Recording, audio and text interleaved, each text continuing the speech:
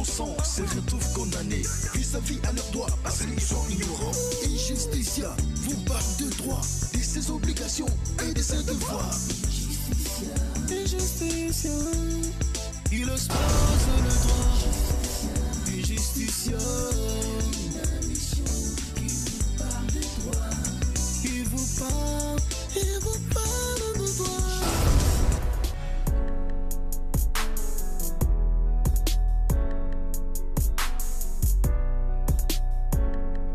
Injusticia, votre magazine qui vulgarise les principes essentiels de base du droit.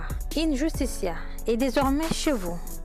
Prenez rendez-vous avec Adams Malaika chaque mercredi à 19h sur DRTV International.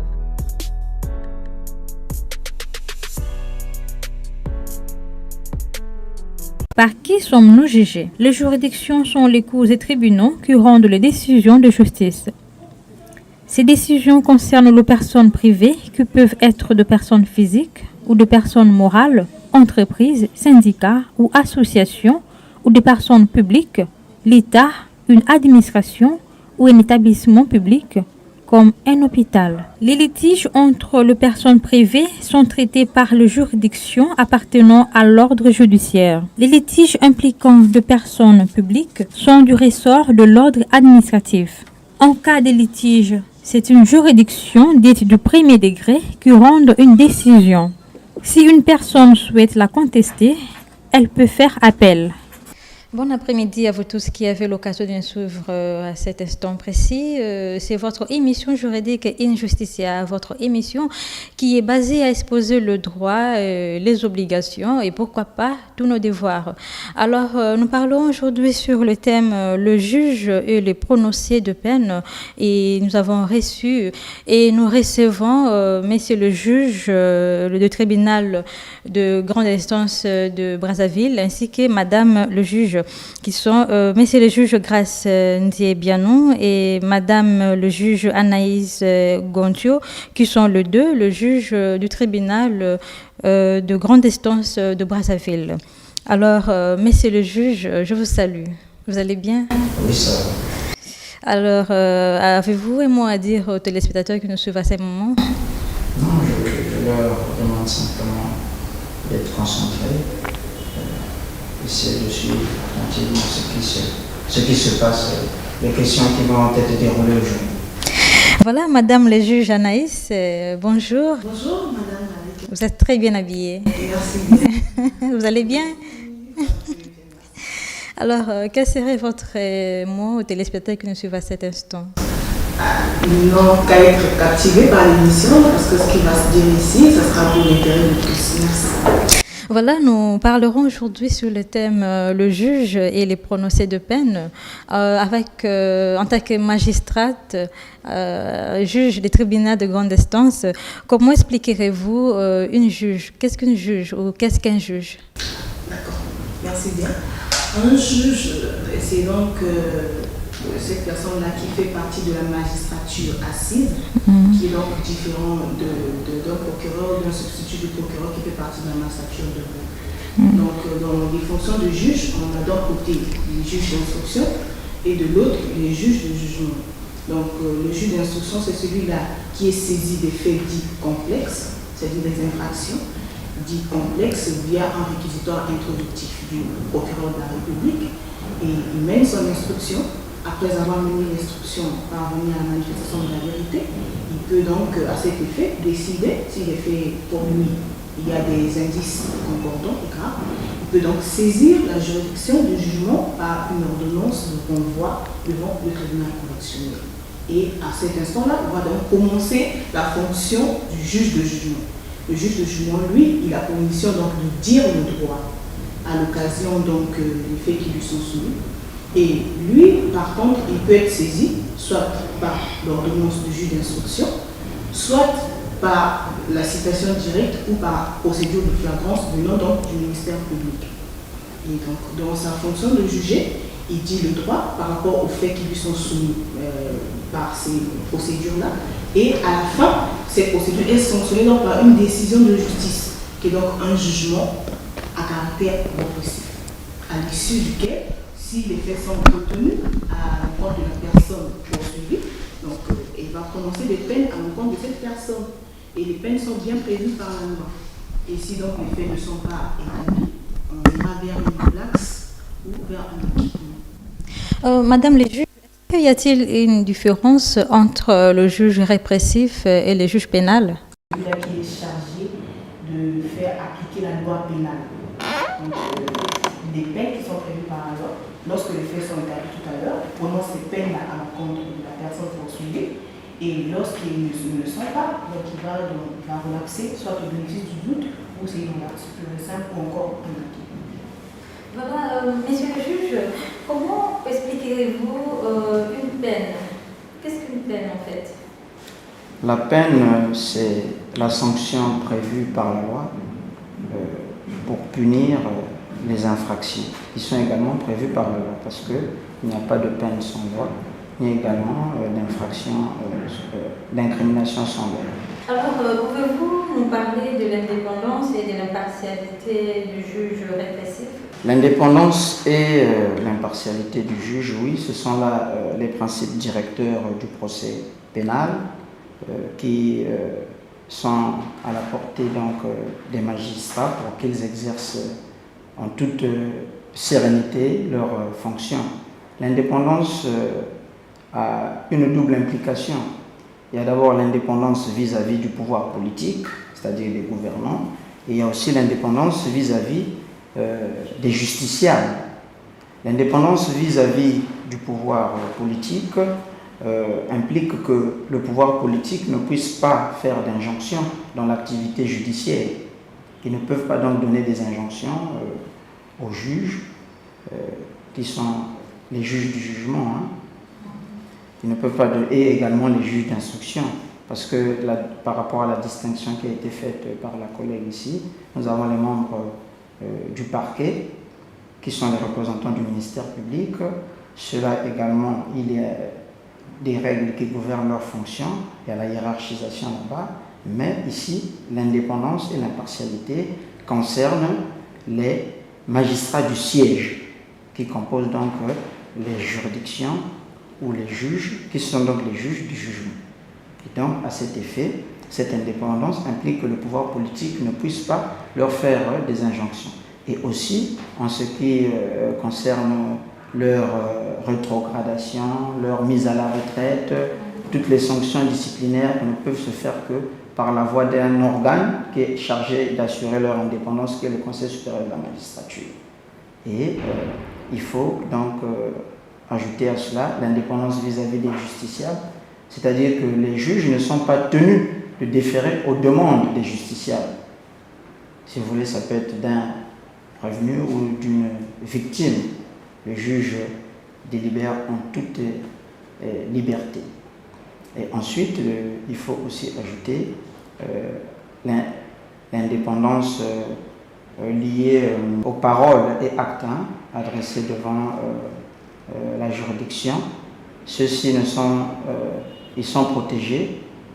Ils sont protégés par le fait qu'on ne peut pas leur exercer des pressions sur eux, que ce soit des groupes de la société civile et autres, ils ne peuvent pas exercer des pressions sur eux, en dehors du pouvoir politique, bien entendu. Et l'impartialité, nous avons l'impartialité qui est fonctionnelle ou personnelle. L'impartialité personnelle tient à l'attitude du juge. Ça tient à l'attitude du juge. Le juge, dans ses relations, par exemple les liens de famille, il peut arriver qu'on puisse récuser un juge parce qu'il aurait des liens de famille avec l'une des parties au procès. Et donc, pour garantir l'impartialité, la partie qui estime qu'il y a des soupçons contre ce juge-là peut effectivement aller vers une récusation pour garantir donc l'impartialité de la justice. Et l'impartialité fonctionnelle tient au fait que le juge qui doit trancher l'affaire ne doit pas avoir connu cette affaire dans ses autres fonctions, que ce soit dans ses fonctions passées ou actuelles. Je donne un exemple. Vous étiez par exemple juge d'instruction, vous avez connu d'un dossier, et à la suite, le dossier étant renvoyé devant la juridiction du jugement, vous êtes affecté dans l'entretemps au siège du jugement. En ce moment-là, vous êtes appelé à connaître cette même affaire que vous avez connue à l'instruction. On dit non, dans ces conditions-là, il ne peut pas le faire parce qu'il y a le principe de la séparation des organes. L'organe qui poursuit ne peut pas instruire, l'organe qui instruit ne peut pas juger, et vice-versa. Voilà, Madame le juge Anaïs, vous avez un mot à dire sur cette question? Bien, merci. Je pense que tout vient de dit par mon collègue, M. Vianney Grasse.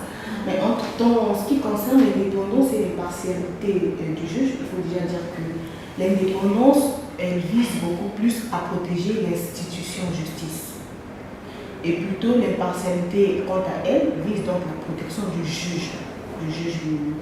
Et ces principes-là sont des principes sacro-saints auxquels le juge est donc soumis.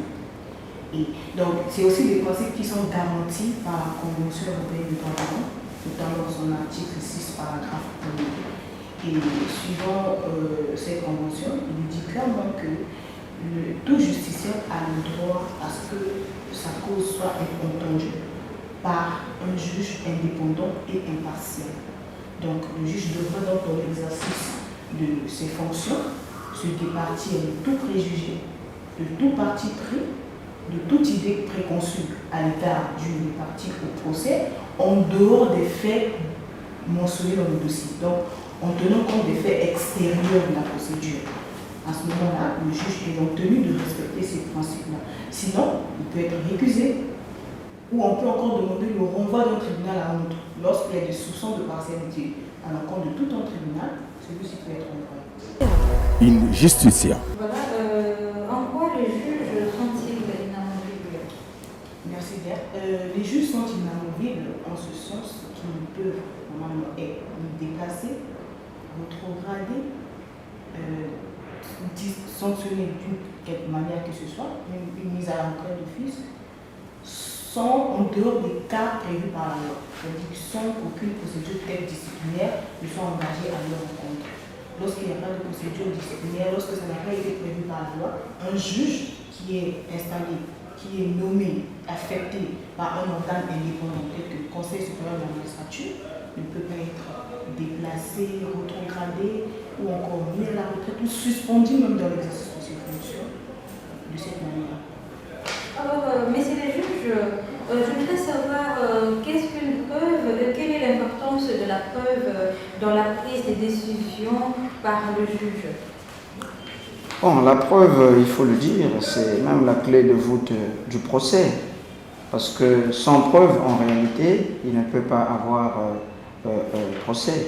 Et notamment en ce qui concerne donc la juridiction répressive, lorsqu'une personne est poursuivie, suivant une infraction, il faut rapporter donc les éléments qui fondent cette infraction. Et le ministère public, qui a la vocation à être l'accusateur premier, parce que c'est lui le garant de la société, doit rassembler donc ces preuves-là, et au besoin, la victime qui entend bénéficier de la réparation peut venir également appuyer le ministère public pour établir le fait punissable. Vous avez dit qu'on m'a volé, mais vous devez prouver qu'effectivement il y a eu vol. Donc la preuve, si on peut définir plus simplement, c'est la justification de ce fait-là. C'est tous les éléments venant justifier donc ce fait-là. Et sans preuve, en réalité, le procès n'a pas de vie. Vous venez de parler du ministère public. C'est quoi un ministère public? Bon. Il est différent du juge. Le terme magistrat renvoie à deux fonctions principales. Nous avons la fonction de juge et les membres du ministère public ou du parquet. Ce sont donc les magistrats chargés de représenter l'État au procès, la société au procès. Et eux, ils ont des obligations et des droits différents des magistrats du siège. Les magistrats du parquet sont donc des magistrats debout. Vous constaterez qu'au procès, quand ils prennent leur réquisition ou lorsqu'ils prennent tout simplement la parole, ils sont debout. Par contre, les magistrats du siège, pourquoi siège? Parce qu'ils sont assis lors du procès. Vous constaterez il y a une catégorie de magistrats qui sont assis. Et donc ce sont ceux-là, les magistrats du siège. Voilà, alors comment s'est fait le jugement, ou soit je viens de savoir qu'est-ce qu'un jugement en fait? Le jugement, c'est la décision du juge matériel qui porte les condamnations ou la relaxe contre un prévenu. Voilà, C'est donc c'est la décision du juge. D'accord, Madame le juge Anaïs, quel est le processus décisionnel du juge répressif, ou plus simplement, comment procède-t-il pour prononcer le jugement? Le juge répressif, dès lors qu'il est déjà saisi, devra donc juger l'affaire. Pour juger l'affaire, il doit procéder à l'instruction à la barre. Donc il instruit clairement, il mène clairement son instruction jusqu'à établir les faits ou non. Si les faits sont établis, à ce moment-là, le juge met l'affaire. Après instruction, bien sûr, il met l'affaire en délibéré. Et puis après, il y a un juge rapporteur qui est désigné pour pouvoir rédiger, c'est-à-dire que décider. Après avoir décidé, le juge rapporteur emmène son projet de décision au niveau de la délibération qui se fait à huis clos. Et le juge délibère. Lorsque la position est adoptée, à ce moment-là, on va vider à l'audience. C'est de cette manière-là que le juge procède. Mais lorsque les faits aussi ne sont pas établis, c'est le juge rapporteur, après la présentation de son projet, va faire signifier que les faits n'étaient pas établis. Donc on est allé dans le sens d'une relaxe, une fois décidé en séance de délibération à huis clos, et le juge va vider à l'audience.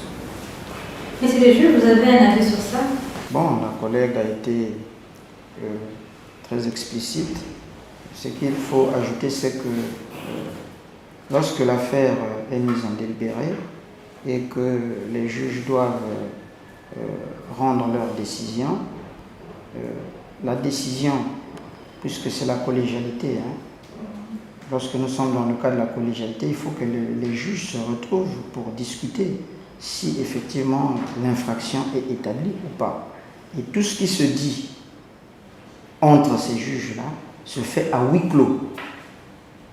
Entre la date de la délibération et le jour du prononcé de la décision, ces informations-là doivent être gardées secrètement. Donc les juges qui ont délibéré sont tenus au secret des délibérations jusqu'au prononcé de la décision qui se fait en audience publique. Donc je tenais à ajouter cet élément-là. Parce qu'après délibération, il y a un temps qui s'écoule. Les juges sortent, ils ont des familles, ils ont des amis, mais ils ne vont pas à la cité pour dire, bon voilà, nous avons rendu la décision dans tel sens ou dans tel autre. Il y a une obligation de secret qui pèse sur le juge jusqu'au prononcé de la décision. Dès lors qu'elle est prononcée, la décision tombe dans le domaine public, donc chacun peut s'en saisir. Une justicia. Et voilà, pour tous les téléspectateurs qui nous suivent à cet instant, nous sommes en train de parler du thème le juge et les prononcés de peine. Toujours avec notre invité du jour, messieurs le juge Grace Nzedianou, ainsi que madame le juge Anaïs Gontio, qui sont le juge du tribunal de grande instance de Brazzaville. Alors, messieurs le juge, je reviens à vous. Comment expliquerez-vous la différence entre les circonstances atténuantes et les circonstances aggravantes? Bon, on va faire simple. Les circonstances sont dites atténuantes lorsqu'elles vont dans le sens de la diminution de la peine, et elles sont dites aggravantes lorsqu'elles ont pour effet d'augmenter la peine. Voilà. Le plus simplement possible. Y a-t-il des exemples appropriés? Les exemples, nous allons prendre des exemples relativement aux infractions. Par exemple, dans le cas de coups et blessures volontaires, nous avons deux dispositions du Code pénal, à savoir l'article 309 et l'article 311. Ça, c'est dans le sens des circonstances aggravantes. L'article 311 prévoit que les coups et blessures volontaires dont il est résulté une incapacité de travail personnel de 20 jours maximum sont punissables de 6 jours à 2 ans. Suivez bien à ce niveau-là. Sont punissables de 6 jours à 2 ans. 309 fait donc de l'ITP une circonstance aggravante lorsqu'elle va au-delà de 20 jours. En ce moment-là, la peine encourue est de 2 ans à 5 ans.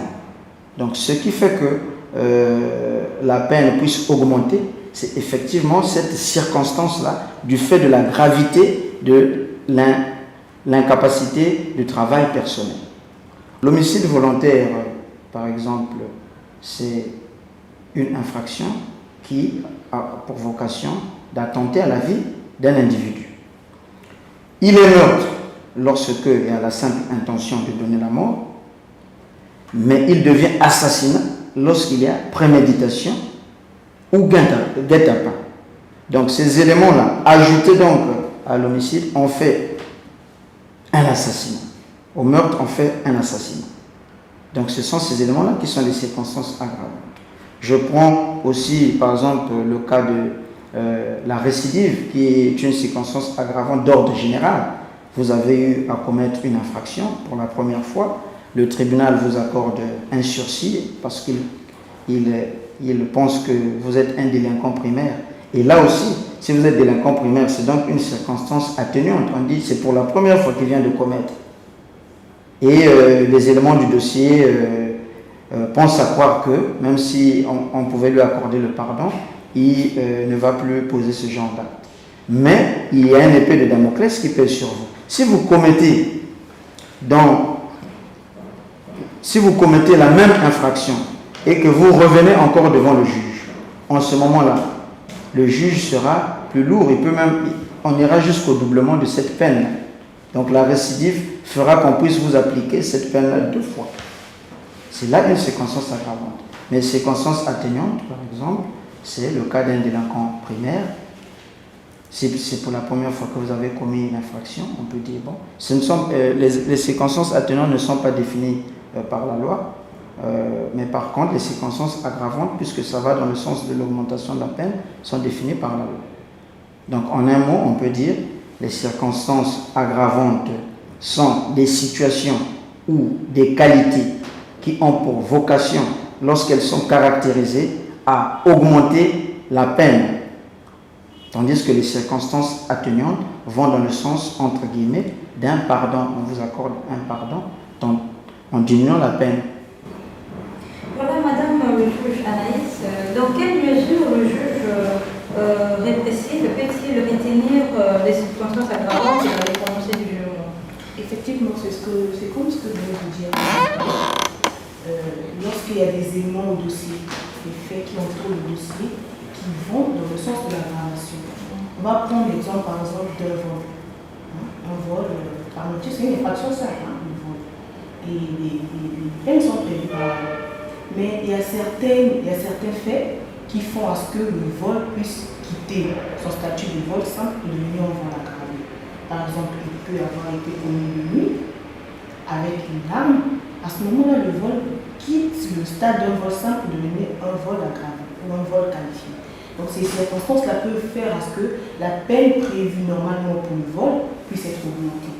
Et on va aller dans le sens d'une circonstance aggravante. Et c'est comme ça que c'est en tenant compte de ces éléments qui sont prévus par la loi que le juge va aller dans ce sens.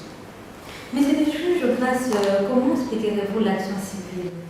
En règle générale, l'action civile, c'est l'action des particuliers portée devant les juridictions. Elles peuvent être portées devant la juridiction civile ou pénale. Et puisque nous parlons aujourd'hui du juge répressif, l'action civile portée devant le juge répressif, c'est l'action en réparation du dommage causé par l'infraction. Il doit s'agir d'un dommage qui résulte directement de l'infraction, tel que c'est défini à l'article 2. Et donc, lorsque vous venez saisir le juge répressif pour cette action civile-là, cette action civile se greffe à l'action publique. L'action publique qui est exercée au nom de la société par le représentant du ministère public, le procureur. Et donc, l'action publique, si on peut faire simple, c'est cette action-là qui est exercée au nom de l'État pour l'application des peines, pour reprendre la terminologie de l'article 1er. Et donc, quand vous venez solliciter l'action civile, elle doit se greffer à cette action pénale.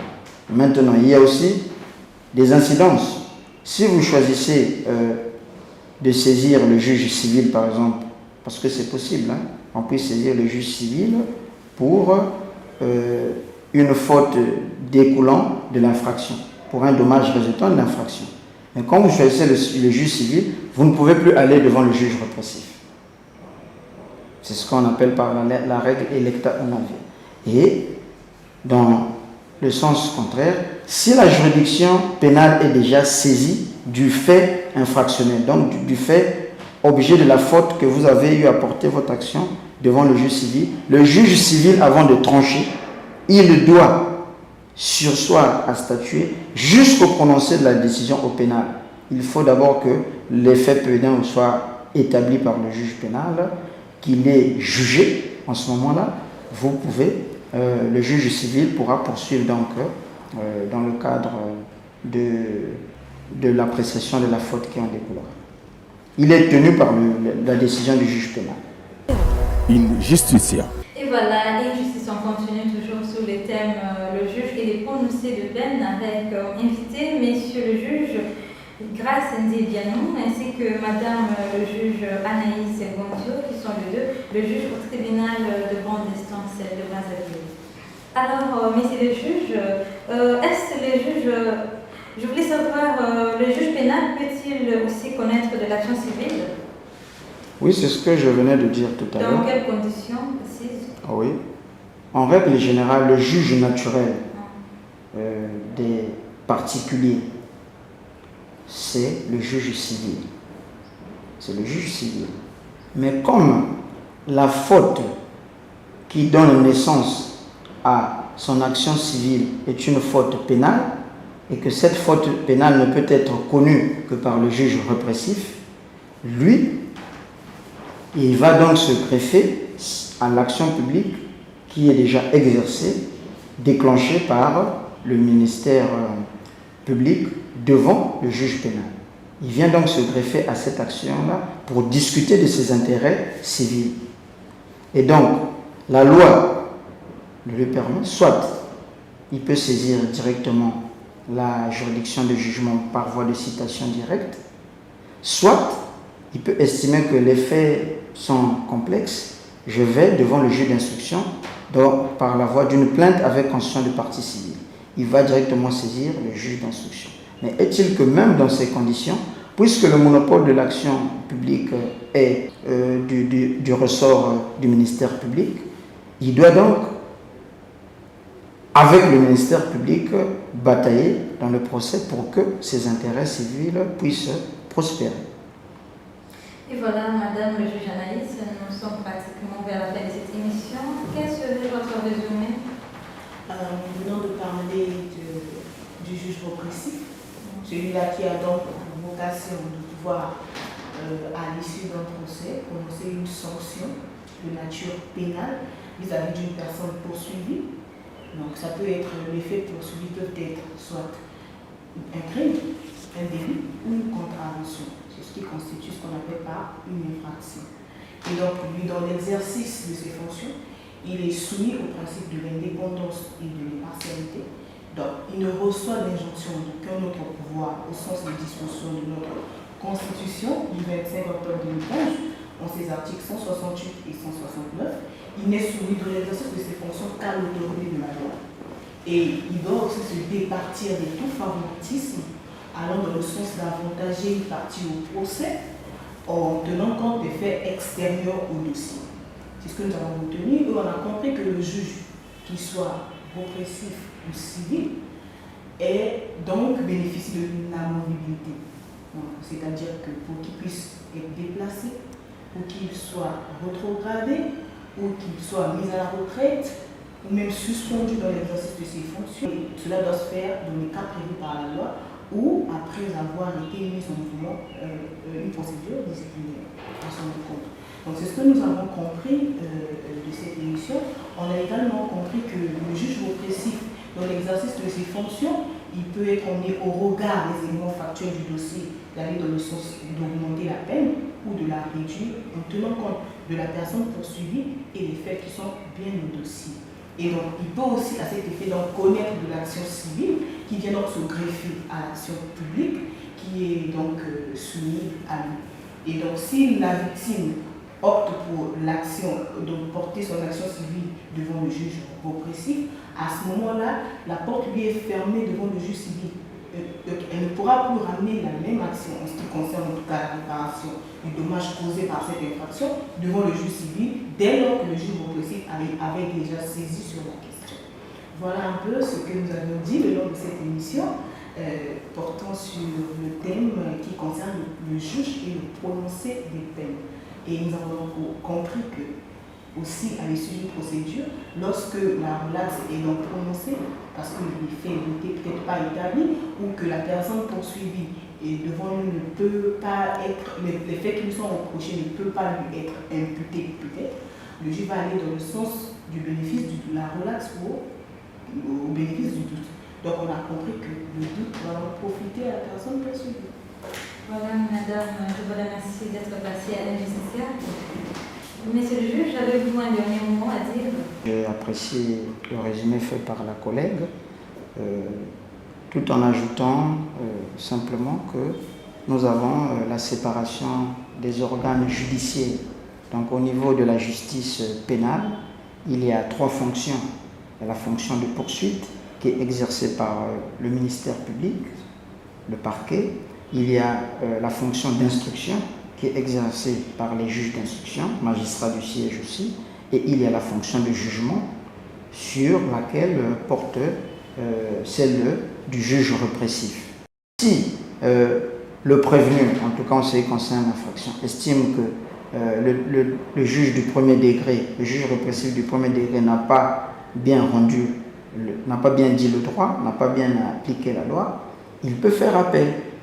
Et là-bas aussi, au niveau de l'appel, le juge d'appel aussi va analyser. S'il constate que les juges du premier degré se sont trompés, il peut infirmer. S'il constate que nous, on a eu raison de dire le droit dans ce sens-là, il confirme notre décision.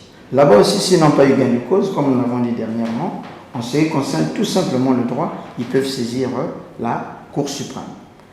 On doit aussi ajouter que selon les infractions, correspond une juridiction compétente.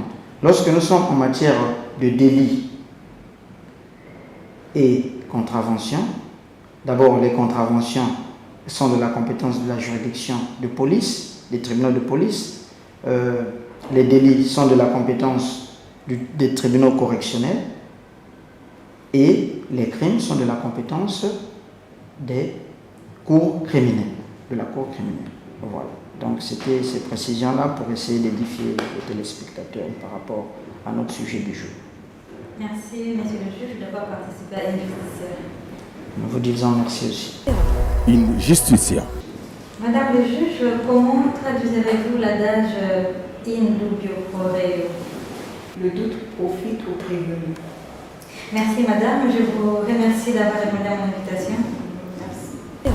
Injusticia. Et voilà, c'est donc la fin de cette émission Injusticia. Nous avons y à parler sur le juge et les prononcés de peine avec comme invité monsieur le juge Grace Ndie Bianou et madame le juge Anaïs Gontio qui sont les deux le juge au tribunal de grande instance de Brazzaville. Mesdames, mesdemoiselles et messieurs, merci d'avoir suivi Injusticia. C'était la vôtre, Adams Malaika. Ciao.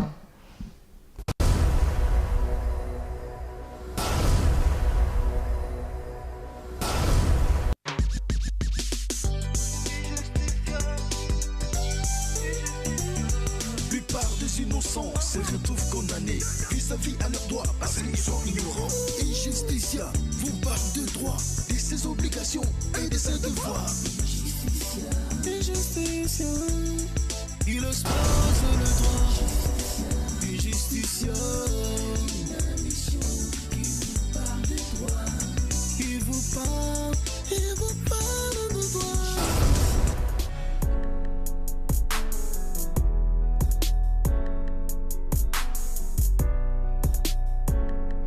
Injusticia. Injusticia, votre magazine qui vulgarise les principes essentiels de base du droit. Injusticia est désormais chez vous. Prenez rendez-vous avec Adams Malaika chaque mercredi à 19h sur DRTV International.